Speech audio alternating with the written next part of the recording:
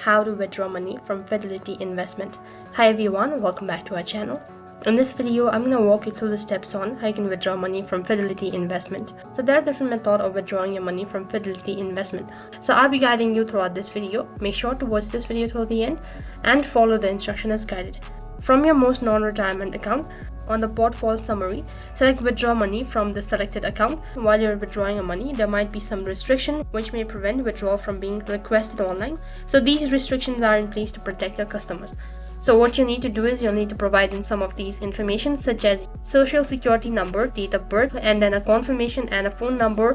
After that, you'll be asked to review all of these information, so make sure to go through it. And if you're sure about it, then click on withdrawal, and on the other interface, you'll be notified that the request has been submitted, and within a couple of days later, you might be able to withdraw the money.